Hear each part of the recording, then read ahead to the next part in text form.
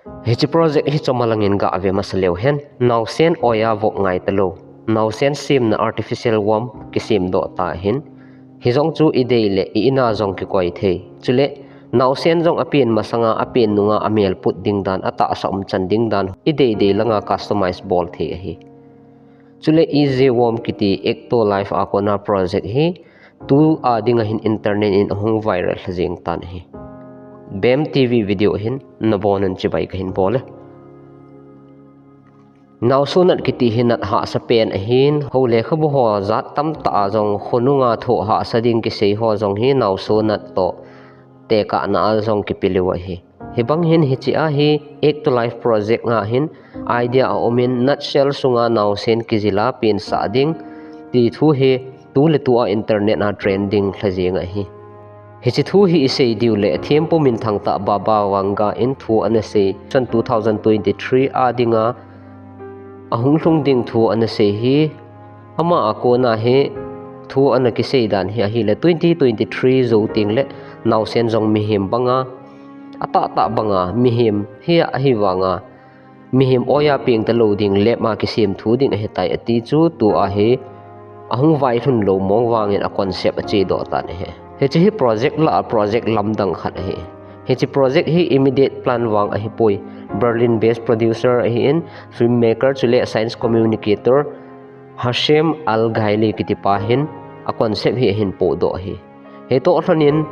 1999 koma metric movie azong hito banga nausen kipin sa ji in mutawin hin la science fiction thusim mai chu ata so thei ding in possibility zo se tu chunga hin akisim do in aki pedo tan he hichi artificial worm hi mi tamta naw bu banga kisim ding chule artificial umbilical cord jong kisim ding naw senin anu oi sunga a uma ama dinga ep ngai cha ham he hozo si chu kim so ke ding hi temperature control infection free worm to transparent na mu the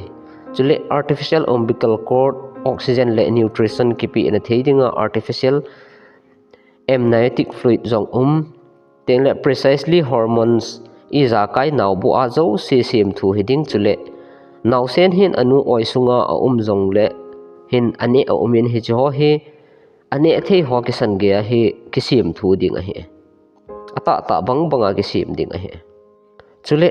nausen in an ane ji ale ai e tha do ding a hin la ai e tha ho yong chu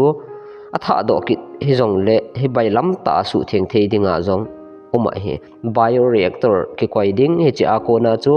enzymatically convert ki bol ding hi chun hin bol ding hin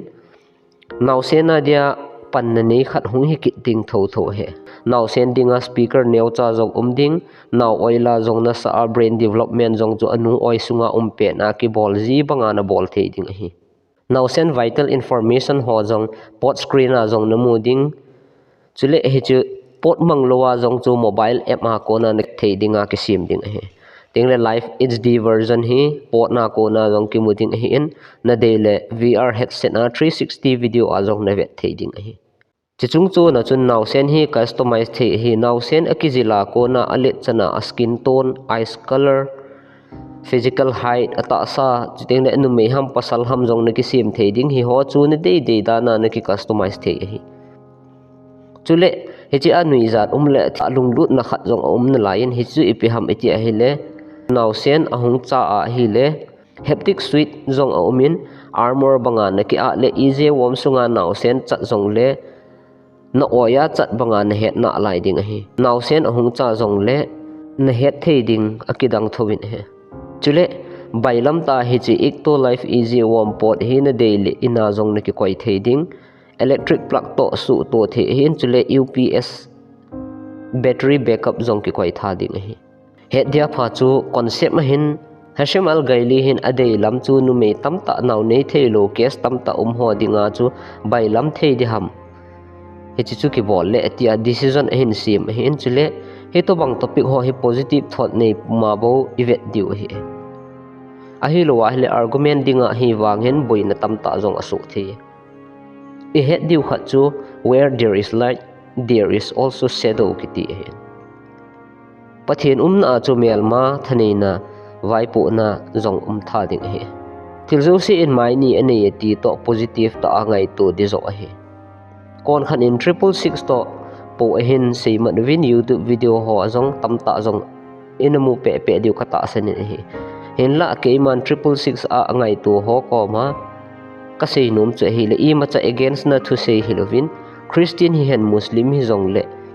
e boy na diu pi pen 666 a hinai hin la phat chom khat cha ga gelin thagau thengin e pi o hetan he chu pathenin thagau theng a hin sol hla a thaneina api in e pui hoi diwa he che ita sanu in Krista ta san te khat e piti 666 sa him thu do la po ikicha thei diu ham he che act to life is a warm project nga hin nang ma ngai dan i pe ham comment section na hun hin sein lang ke man ka ngai dan wang chu science technology chu kalung kham pi pon a hin la mi him lung thim hi kalung kham a hi Nausen akizila kona customize thei chu kalung kham a hi azi chu koi man a hoi lo a hat lo a hling lo a ching lo a thim lo a dei pon Nausen customize na bola future appearance jong na bol theile